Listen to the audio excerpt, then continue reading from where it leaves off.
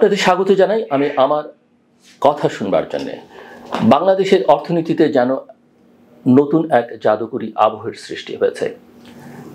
একসময় যেভাবে উন্নয়নের জোয়ার, ডিজিটাল বাংলাদেশ, স্মার্ট বাংলাদেশ এই ধরনের শব্দ দিয়ে অর্থনৈতিক পরিস্থিতিকে মোড়ক দিয়ে সাজানো হতো, এখন যেন তারই নতুন সংস্করণ চলছে।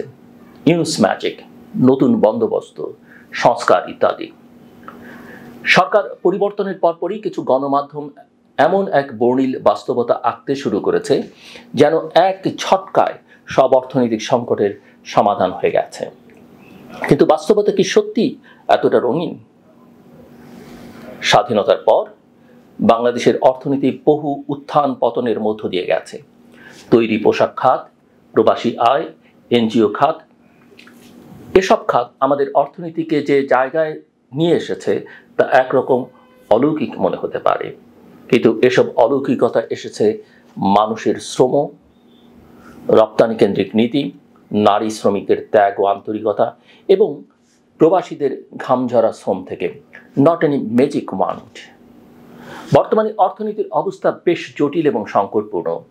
ব্যাংকিং খাত থেকে শুরু করে পুঁজিবাজার, বিনিয়োগ পরিবেশ, শিল্প খাত, গ্যাস সংকট এবং আন্তর্জাতিক বাণিজ্য সবখানেই এক ধরনের টানাপোড়েন চলছে। ব্যাংকিং খাতে খেলাপি ঋণের হার 20% ছাড়িয়েছে, যা সত্যিকারের অর্থে একটি বিপদ সংকেত। এই হার 13% থেকে এক বছরে বেড়ে 20%-এর উপরে পৌঁছানো একটি ভয়ানক দৃষ্টান্ত। বাংলাদেশ ব্যাংকের গভর্নর সাহস করে খেলাপির প্রকৃতি চিত্র প্রকাশ করেছেন, কিন্তু তার সমাধানে কার্যকর ব্যবস্থা নেওয়া হয়নি এখনো। পুঁজিবাজারে একের পর এক পতন বিনিয়োগকারীদের আস্থা নষ্ট করছে। ঢাকা স্টক এক্সচেঞ্জের সূচক 12% পড়ে গিয়ে 5000 পয়েন্টের নিচে চলে গেছে, যা স্পষ্টতই বাজারে আস্থার অভাব এবং মূলধন সংকটের একটা বড় ইঙ্গিত দেয়। ব্যক্তি খাতে ঋণ প্রবাহ বেড়েছে মাত্র 3%, যা একেবারেই স্থবিরতার পরিচায়ক। এই পরিস্থিতিতে সরকার যতই বলুক যে অর্থনীতির সূচক ঘুরে দাঁড়িয়েছে, সেটি মূলত তথ্য বিভাগের লিপ্সা আরথীদের জোরালো প্রচারণা ছাড়া আর কিছুই নয়। অন্যদিকে প্রবাসী আয় বেড়েছে সত্য এবং এটি একটি গুরুত্বপূর্ণ পজিটিভ সিগন্যাল। মার্চ মাসে রেকর্ড $329 কোটি এসছে এবং এপ্রিলও $275 কোটি বেশি রেমিটেন্স এসছে। এই প্রবৃদ্ধির একটা বড় কারণ হলো হুন্ডির মাধ্যমে অর্থ পাঠানোর প্রবণতা কমে যাওয়া এবং ব্যাংকিং চ্যানেল ব্যবহারে আগ্রহ বৃদ্ধি পাওয়া।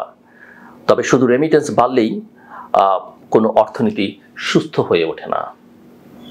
উৎপাদন, কর্মসংস্থান, মজুরি বৃদ্ধি এবং সুশাসনের সঙ্গে এর একটা ভারসাম্য থাকতে হয়। এদিকে দেশের তৈরি পোশাক খাত নতুন করে সংকটে পড়েছে। একদিকে যুক্তরাষ্ট্রের সম্ভাব্য 37% শুল্ক আরোপের ঘোষণা, অন্যদিকে দেশের অভ্যন্তরে গ্যাস সংকট। এই দুটো বিষয় শিল্প খাতকে রীতিমতো বিপর্যস্ত করে তুলছে। ঢাকা, সাভার, নারায়ণগঞ্জ এবং গাজীপুরের কারখানাগুলোতে গ্যাস সরবরাহ নেই বললেই চলে। ফলে তাদেরকে অর্ডার সময় মতো পাঠাতে অতিরিক্ত খরচে বিমান ভাড়া গুনতে হচ্ছে, যা লভ্যাংশকে অনেকখানি সংকুচিত করে ফেলছে। Bangladesh garments manufacturers and exporters association BGMEA এবং Bangladesh textile mills association BTMA পক্ষ থেকে বারবার সরকারের কাছে গ্যাস সরবরাহ নিশ্চিত করবার দাবি জানানো হলেও আমরা লক্ষ্য করছি যে বাস্তবিক কোনো ব্যবস্থা এখনো পর্যন্ত নেওয়া হয়নি। এর পাশাপাশি ব্যাংকিং খাত থেকে ঋণ পেতে নানা জটিলতা, আন্তর্জাতিক অর্ডার কমে যাওয়া, কাঁচামালের দাম বৃদ্ধি এবং শ্রমিকদের বেতন পরিশোধে অসুবিধার ফলে তৈরি পোশাক খাতের ভবিষ্যৎ নিয়ে অনিশ্চয়তা তৈরি হয়েছে। এই খাতের উপর দেশের রপ্তানির প্রায় 85% নির্ভর করে। যুক্তরাষ্ট্রের শুল্ক স্থগিত থাকলেও তা ভবিষ্যতে কার্যকর হলে বাংলাদেশের গার্মেন্টস রপ্তানি চরমভাবে ক্ষতিগ্রস্ত হবে। ডক্টর মোহাম্মদ ইউনূস এই বিষয়ে ট্রাম্পকে চিঠি দিয়ে কিছুটা কূটনৈতিক ভারসাম্য রক্ষা করেছেন ঠিকই, কিন্তু এটি দীর্ঘমেয়াদী সমাধান নয়। শিল্প খাতের জন্য শক্তিশালী জ্বালানি এবং ব্যাংক অবকাঠামো গড়ে না তুললে বড় ধরনের বিপর্যয় ঠেকানো যাবে না। তবে এক জায়গায় বাংলাদেশ ভালো করেছে, এলডিসি থেকে উত্তরণের পথে। জাতিসংঘের 3টি সূচকই বাংলাদেশ উত্তীর্ণ হয়েছে। 2026 সালে চূড়ান্তভাবে এলডিসি তালিকা থেকে বেরিয়ে আসবে বাংলাদেশ।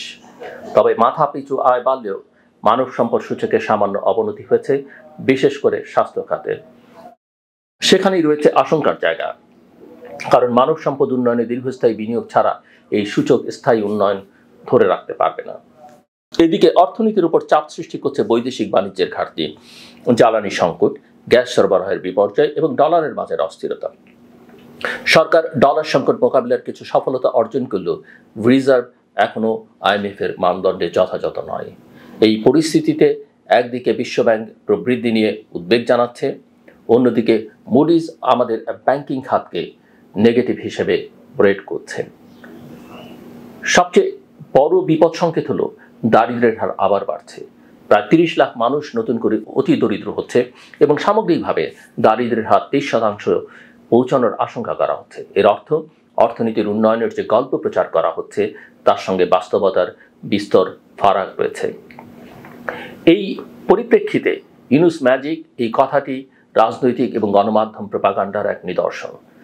ডক্টর মোহাম্মদ ইউনুসের মতো একজন ব্যক্তি শান্তি প্রতিষ্ঠায় ভূমিকা রাখতে পারেন, কিন্তু তার নামের সঙ্গে যদি বাস্তবতা বিবর্জিত ম্যাজিক শব্দটি জুড়ে দিয়ে দেশে এক অলৌকিক উন্নয়নের আবহ তৈরি করা হয়, তা হবে সত্য এবং পরিসংখ্যানের সঙ্গে প্রতারণা। অর্থনীতিতে ম্যাজিক বলে কিছু নেই, আছে শ্রম, সুশাসন, পরিকল্পনা এবং বাস্তবায়নের ধারাবাহিকতা।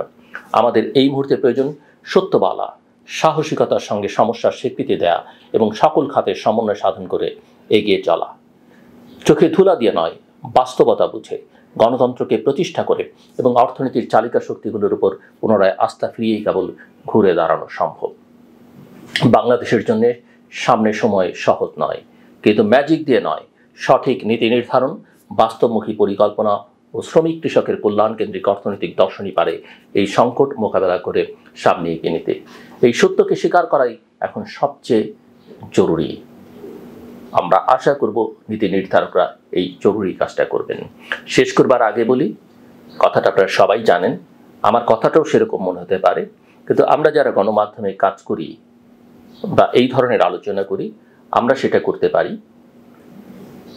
পরিবারের যারা কর্তা ব্যক্তি বা পরিবারে যারা অভিভাবক হিসেবে আছেন তারা করতে পারেন, শিক্ষকরা সেটা করতে পারেন এবং নানা ক্ষেত্রে ধর্মীয় গুরুরাও সেটা করতে পারেন এবং যারা মোটিভেটেড তারাও করতে পারেন, কিন্তু সাধারণভাবে এটা করা উচিত নয়।